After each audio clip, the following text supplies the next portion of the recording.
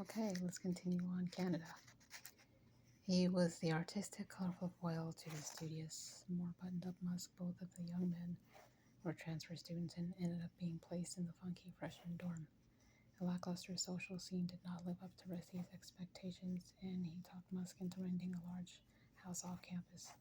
They got the 10-bedroom home relatively cheap since it was a frat house that had gone unrented. During the week, Musk and Ressi would study, but as the weekend approached, Ressi in particular would transform the house into a nightclub. He covered the windows with trash bags to make it pitch black inside and decorated the walls with bright paints and whatever objects he could find. It was full out unlicensed speakeasy, Ressi said. We would have as many as 500 people. We would charge $5, and it would be pretty much all you could drink: beer and jello shots and other things.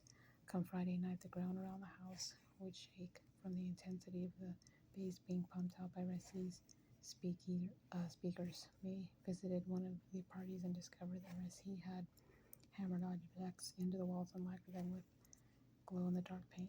She ended up working the door as the out check and money taker and grabbed a pair of scissors. As the coat check and money taker and grabbed a pair of scissors for protection as the cash piled up in a shoebox. The second house had 14 rooms. Musk, Ressi, and one other person lived there. They fashioned tables by laying plywood on top of used kegs and came up with other makeshift furniture ideas. Musk returned home one day to find that Ressi had nailed his desk to the wall and then painted it day-glow colors. Musk retaliated by pulling his desk down, painting it black, and studying.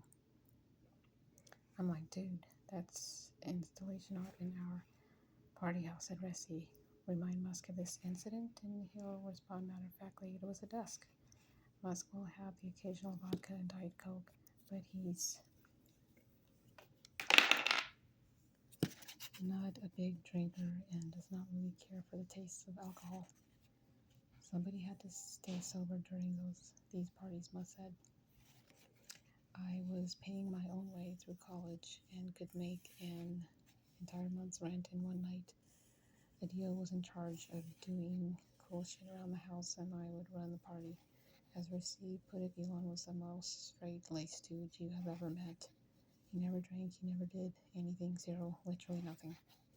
The only time Rassi had to step in and moderate Musk's behavior came during video game binges that could go on for days.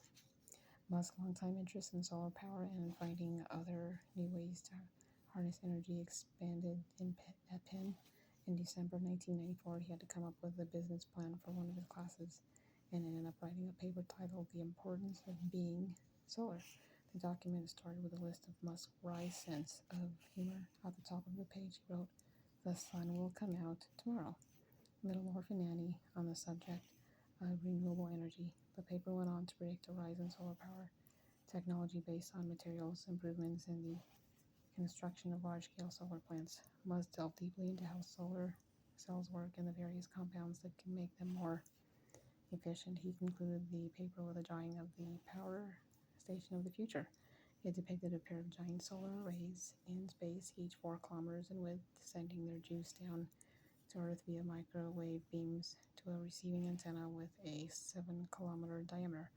Musk received a 98 on what his professor deemed a very interesting and well-written paper.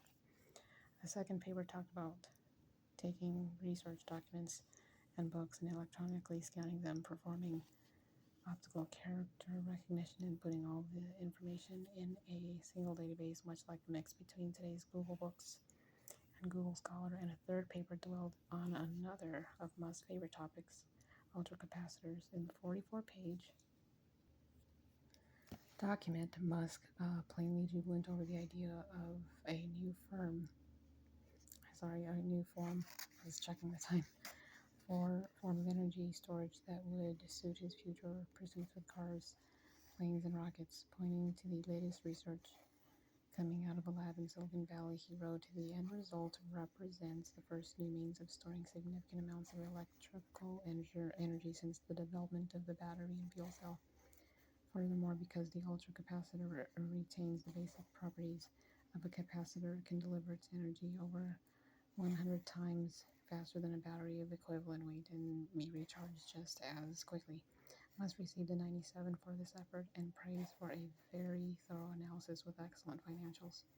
The remarks from the professor were spot on. Musk's clear, concise writing is the work of a logician moving from one point to the next with precision. What truly stood out, though, was Musk's ability to master difficult physics concepts in the midst of actual business plans. Even then, he showed an unusual knack for being able to perceive a path from a scientific advance to a for-profit enterprise. As Musk began to think more precisely about what he would do after college, he briefly considered getting into the video game business. He'd been obsessed with video games since his childhood and had held a gaming internship, but he came to see them as not quite grand enough to pursue. I really like computer games, but then if I made really great computer games, how much effect would that have on the world? He said.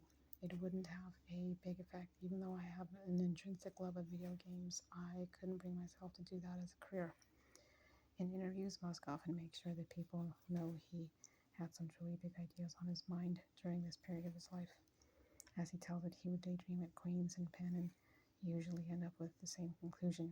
He viewed the internet, renewable energy, and space as the three areas that would undergo significant change in the years to come, and as the markets where he could make a big impact.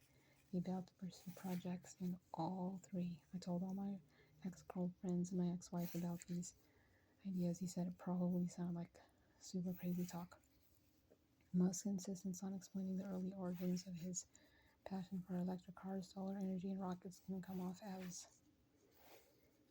insecure. It feels as if Musk is trying to shape his life story in a focused way. But for Musk, the distinction between stumbling into something and having intent is important. Musk had long wanted the world to know that he's different from the run-of-the-mill entrepreneur in Silicon Valley. He wasn't just sniffing out trends, and he wasn't consumed by the idea of getting rich. He's been in pursuit of a master plan all along. I really was thinking about this stuff in college. He said it is not some invention story after the fact. I don't want to seem like a Johnny come lately or that I'm chasing a fad or just being opportunistic. I'm not an investor. I like to make technologies real that I think are important for the future and useful in some sort of way. Okay, chapter 4, Elon's first startup. In the summer of 1994, Musk and his brother Kimball took their first steps toward becoming honest-to-God Americans. They set off on a road trip across the country. Kimball had been working as a franchisee for College Pro painters and done well for himself, running what amounted to a small business. He sold off his part of the franchise and pooled the money with what Musk had on hand to buy a beat-up 1970s BMW 320i. The brothers began their trip near San Francisco in August as temperatures in California soared. The first part of the drive took them down to Needles, a city in the Mojave Desert. There they experienced the sweaty thrill of 120-degree weather in a car with no air conditioning and learned to love pit stops at Carl's Jr. burger joints where they spent hours recuperating in the cold. The trip provided plenty of time for your typical 20-something hijinks and raging capitalist daydreaming. The web had just started to become accessible to the public thanks to the rise of directory sites like Yahoo and tools like Netscape's browser. The brothers were tuned into the internet and thought they might like to start a company together doing something on the web. From California to Colorado, Wyoming, South Dakota, and Illinois, they took turns driving, brainstorming, and taking a talking shift before heading back to east to get Musk to school that fall. The best idea to arise from the journey was an online network for doctors. This wasn't meant to be something as ambitious as electronic health records, but more of a system for physicians to exchange information and collaborate. It seemed like the medical industry was one that could be disrupted, Kimball said.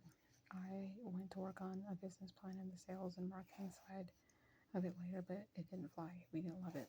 Musk had spent the earlier part of that summer in Silicon Valley holding down a pair of internships. By day, he worked at Pinnacle Research Institute based in Los Gatos. Pinnacle was a much ballyhooed startup with a team of scientists exploring ways in which ultracapacitors could be used as a revolutionary fuel source in electric and hybrid vehicles. The work also veered a least conceptually into more bizarre territory. Musk could talk at length about how ultracapacitors might be used to build laser-based sidearms in the tradition of Star Wars and just about any other futuristic film. The laser guns would release rounds of enormous energy, and then the shooter would replace an ultracapacitor at the base of the gun, much like swapping out a clip of bullets and start blasting away again. Ultracapacitors also looked promising as the power supplies for missiles. They were more resilient than batteries under the mechanical stresses of a launch and would hold a more consistent charge over long periods of time. Musk fell in love with the work at Pinnacle and began using it as the basis for some of his business plan experiments at Penn and for his industrialist fantasies. In the evenings, Musk headed to Rocket Science Games, a startup based in Palo Alto that wanted to create the most advanced video games ever made by moving them off cartridges and onto CDs that could hold more information.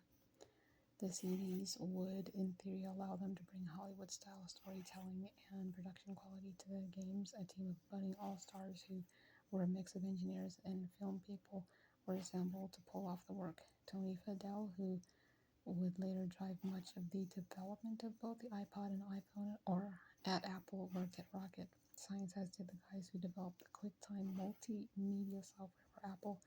They also had people who worked on the original Star Wars effects at Industrial Light and Magic, and some who did games at LucasArts Entertainment. Rocket Science gave Musk a flavor for what Silicon Valley had to offer, both from a talent and culture perspective. There were people working at the office 24 hours a day, and they didn't think it at all odd that Musk would turn up around 5 p.m. every evening to start his second job. We brought him in to write some very menial, low-level code, said Peter Barrett, an Australian engineer who helped start the company. He was completely unflappable. After a short while, I don't think anyone was giving him any direction, and he ended up making what he wanted to make. Specifically, Musk had been asked to write the drivers that would let joysticks and mice communicate with various computers and games. Drivers are the same types of annoying files that you have to install to get a printer or a camera working with a home computer. True grunt work. A self-taught programmer, Musk fancied himself quite good at coding and assigned himself to more ambitious jobs. I was basically trying to figure out how you could multitask stuff so you could read video from a CD while running a game at the same time, Musk said. At the time, you could do one or the other. It was this complicated bit of assembly programming. Complicated indeed. Musk had to issue commands that spoke directly to a computer's main microprocessor and filled with the most basic functions that made the machine work. Bruce Lee, the former lead engineer behind Apple's QuickTime, had overseen the hiring of Musk and marveled at his ability to pull all-nighters. He had boundless energy, Leak said.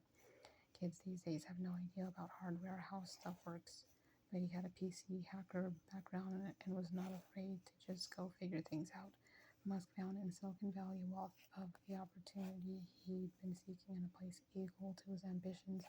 He would return 2 summers in a row and then bolt west permanently after graduating with dual degrees from Penn. He initially intended to pursue a doctorate in materials science and physics at Stanford and to advance the work he'd done at Pinnacle on ultracapacitors. As the story goes, Musk dropped out of Stanford after 2 days, finding the internet's call irresistible. He talked Kimball into moving to Silicon Valley as well so they could conquer the web together. The first inkling of a viable internet business had come to Musk during his internships. A salesperson from the Yellow Pages had come into one of these startup offices. He tried to sell the idea of an online listing to complement the regular listing a company would have in the big fat Yellow Pages book.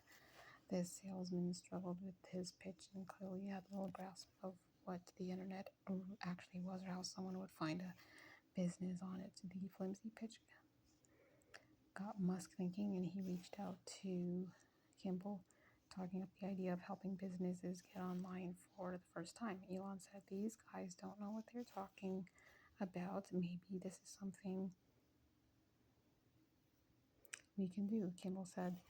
This was 1995, and the brothers were about to form Global Link Information Network, a startup that would eventually be renamed Zip2. Bye, see you later. Alligator ain't a wild crocodile.